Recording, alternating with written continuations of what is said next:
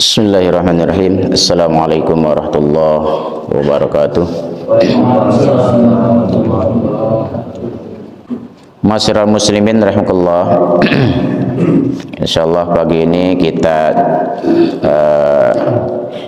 akan membahas tentang bertakwa kepada Allah adalah merupakan bekal yang paling utama dan satu-satunya bekal yang akan menyelamatkan kita dari azab api neraka. Oleh karena Rasulullah SAW menyatakan dalam sabdanya, ittaqillaha haitsuma kunta. Bertakwalah engkau kepada Allah di mana saja engkau berada. Jadi perintah takwa ini dalam Al-Quran sangat banyak. Bahkan dalam Muqaddimah tadi sudah 3 ayat yang kita sampaikan tentang takwa. Ya ayyuhalladzina amanu taqullaha haqqa tuqatih wa la tamutunna illa wa antum muslimun. Wahai orang-orang yang beriman, bertakwalah kepada Allah dengan sebenar-benarnya takwa. Wa la tamutunna, dan janganlah sekali-kali engkau mati illa kecuali wa antum muslimun, mati dalam keadaan berserah diri. Jadi banyak dalam Al-Quran tentang perintah kita takwa kepada Allah Subhanahu wa ta'ala. Ittaqillaha haitsuma kunta wa atbi'is sayyi'atal hasanata tamhuha. Ikutilah kejelekan dengan kebaikan. Tamhuha, niscaya kebaikan itu akan menghapuskan keburukan atau kejelekan. Wa khaliqin nasa bi khuluqin hasanin, dan bergaulah dengan sesama manusia dengan pergaulan yang baik, dengan akhlak yang mulia. Nah, ini ikhwatal iman hukullah merupakan satu wasiat Rasul sebagai bekal kita dalam menjalankan hidup untuk menggapai sebuah kesuksesan di dunia dan akhirat. Maka yang pertama, ittaqillah, bertakwa kepada Allah. Nah, manusia di dalam menjalankan kehidupan ini pasti akan banyak melakukan kekeliruan, kekhilafan, kesalahan sebagai manusia biasa. Di mana manusia al-insan mahalul khata wa nisyan. Di manusia tempatnya lupa dan salah. Nah, oleh karena itu ketika kita melakukan kesalahan, ikuti dengan kebaikan. Artinya ketika kita sudah melakukan kesalahan, maka segera kita berbuat baik. Lalu wa khaliqin nasa bi khuluqin hasanin. Ini dalam rangka hablum minan nas. Kita wajib menjaga tidak hanya kita hablum minallah saja, tetapi hablum minan nas. Sebab ketika manusia hanya membangun kebaikan dengan Allah sementara dengan manusia tidak, maka ini tidak sempurna. Ataupun sebaliknya. Nah, maka dalam hadis ini jelas bahwa khaliqin nasa bi khuluqin hasanin. Jadi bergaulah dengan sama manusia dengan pergaulan yang baik. Maka ini sebagai cerminan orang yang beriman dan bertakwa kepada Allah Subhanahu wa taala, sehingga tidaklah sempurna iman seorang ketika dia tidak berakhlak yang mulia. Karena bagaimanapun Rasul menjadi hamba Allah yang mulia, karena Mang Rasul adalah orang yang berakhlak mulia. Maka kita ingin menjadi hamba Allah yang mulia, yang muttaqin, maka wajib untuk berakhlak mulia. Karena itu tidak sempurna iman seorang kalau rusak akhlaknya. Maka dalam satu riwayat Rasulullah SAW menyatakan, akmalul mu'minina imanan ahsanuhum khuluqa wa khiyarukum li ahlihi. Jadi sempurnanya iman seorang adalah ketika dia adalah akhlaknya yang mulia. Nah, ikhwatal iman rahmatullah, kembali kepada judul adalah takwa. Secara bahasa takwa adalah menjaga diri. Secara bahasa takwa adalah berhati-hati. Maka di dalam surah Al-Mudaththir ayat 56 Allah Subhanahu wa taala berfirman, "Huwa ahlut taqwa wa ahlul maghfirah."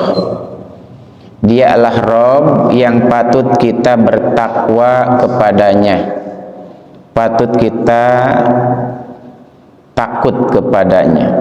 Wa ahlul maghfirah, dan yang berhak memberikan ampunan. Jadi yang berhak memberikan ampunan adalah Allah Subhanahu wa taala azza wajalla. Nah, berdasarkan ayat ini berarti hanya Allah sajalah yang berhak untuk ditakuti siksaannya. Kalau hari ini ada orang yang jahat, yang kejam, maka enggak mesti ditakutin.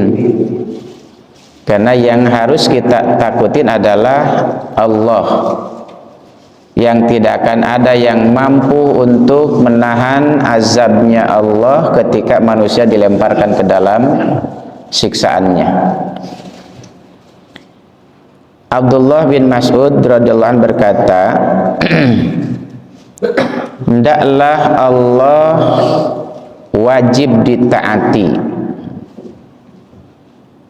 Jadi wajib Allah ditaati dan tidak dimaksiati, sebagaimana dalam firman-Nya, ya ayyuhalladzina amanu atiullaha. Ya, wahai orang-orang yang beriman, taatilah Allah, wa ati'ur rasul, dan taatilah Rasul. Maka wajib mentaati Allah dan wajib untuk menjauhi larangan Allah atau tidak melaksanakan maksiat kepada Allah. Wajib diingat, jadi kita wajib untuk senantiasa mengingat Allah dan tidak boleh untuk melupakan Allah. Kita wajib untuk mensyukuri nikmat Allah dan tidak boleh untuk mengingkari daripada nikmat Allah. Ini adalah salah satu bentuk ketakwaan manusia kepada Allah Subhanahu wa taala. Kadang kita ketika sakit baru ingat Allah, ketika sehat terkadang kita lupa. Hidup kita lebih banyak sehatnya daripada sakitnya. Insya Allah kita lebih banyak sehat ya daripada sakitnya. Ya, dalam satu pekan berapa kali kita sakit? Ya. Jadi sehatnya kita lebih banyak daripada sakitnya. Tetapi kadang-kadang kita tidak merasakan nikmat sehat ketika sehat. Dan nikmat sehat ini dirasakan ketika sakit. Mata lagi gini nikmat, lagi gini nikmat nih. Tapi ketika sakit lebih nikmat dirasakannya, nikmat hari ini yang kita rasakan sehatnya mata. Maka kenapa Allah memberikan sebuah ujian kepada kita agar kita merasakan nikmat Allah. Coba kalau kita nggak pernah sakit mata, nikmatnya sehat itu tidak dirasakan. Tapi ketika kita sakit mata, subhanallah, nikmat sehat itu luar biasa. Gigi kita ketika sehat biasa saja sepertinya kita rasakan. Tapi ketika kita sakit gigi, nikmatnya sehat gigi itu sangat luar biasa. Nah, ikhwatal imanullah, maka wajib kita mensyukuri nikmat Allah, dan haram ketika manusia mengkufuri daripada nikmat Allah Subhanahu wa taala. Wajib kita untuk senantiasa mengingat Allah. Bahkan Allah sudah mengatakan kepada kita, ala bidzikrillah tatma'innul qulub. Ingat, dengan mengingat Allah hati kita akan tentram, akan tenang. Jadi ketenangan batin bukan karena bergelimang harta, bukan karena jabatan kita yang tinggi, tapi dengan zikrullah, dengan ingat kepada Allah, hati kita akan tentram. Salah satu zikrullah adalah banyak kita membaca ayat Al-Quran, karena seutama-utama zikir adalah tilawatil Quran. Nah, ya khatal imanullah, Imam Ibnu Qayyim rahimahullah berkata, hakikat takwa adalah melakukan ketaatan kepada Allah. Melakukan ketaatan kepada Allah yang didasari dengan keimanan, dengan mengharapkan pahala dari Allah Subhanahu wa taala, serta menjauhi apa yang dilarang oleh Allah Subhanahu wa taala. Ini adalah merupakan hakikat takwa. Jadi melaksanakan ketaatan kepada Allah yang dilandasi dengan keimanan. Jadi taatnya kepada Allah atas dasar karena iman kepada Allah. Iman itu kan tasdikun bil qalbi wa iqrarun bil lisani wa amalun bil arkan. Meyakini dengan hati, dan ini kerjaan hati itu pekerjaannya meyakini, mempercayai. Niat itu adalah pekerjaan hati, itu enggak kelihatan. Jadi kerjanya hati enggak kelihatan. Maka muncul wa iqraru bil lisan, diikrarkan dalam lisan, diucapkan dengan lisan. Apa yang diyakini dalam hati diucapkan melalui lisan. Amantu billah, kami beriman kepada Allah, kami beriman kepada para malaikat Allah, kitab-kitab Allah, para rasul Allah, iman kepada hari akhir, iman kepada qadar baik dan buruk. Ini diucapkan melalui lisan. Ketika hanya diucapkan dengan lisan itu belum sempurna. Maka sempurnanya iman ketika diyakini dan diucapkan melalui lisan, wa amalun bil arkan, dibuktikan dengan perbuatan, dengan anggota badan. Orang yang berbeda antara ucapan dan perbuatan, maka ini adalah orang-orang munafik. Di hati dengan ucapan, di hati dengan perbuatan berbeda, ini orang munafik. Dulu orang-orang munafik mengatakan kami beriman kepada Allah, kami beriman kepada Rasul. Secara lisan dia ucapkan, secara perbuatan juga dia mengikuti pekerjaan cara orang-orang yang beriman. Ketika sahabat sholat, orang munafik pun sholat, tapi hatinya dia tidak beriman. Wa ma hum bimu'minin. Kenapa mereka mengatakan dan melakukan itu? Karena mereka takut diperangi, sehingga dia menampakkan keislaman dan menyembunyikan kekafiran. Ini orang munafik.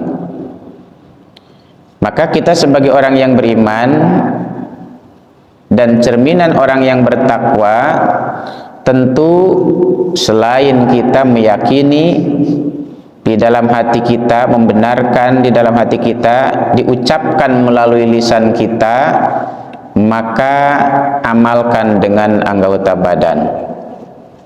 Jadi sholatnya kita bukan karena berpura-pura, dan yakin tidak ada yang berpura-pura, ya. Orang yang beriman dalam sholatnya betul-betul adalah merealisasikan apa yang dia yakini, bahwa sholat itu adalah wajib sebagai bentuk perintah Allah, dan caranya pun mengacu kepada uswah Rasulullah Sallallahu Alaihi Wasallam.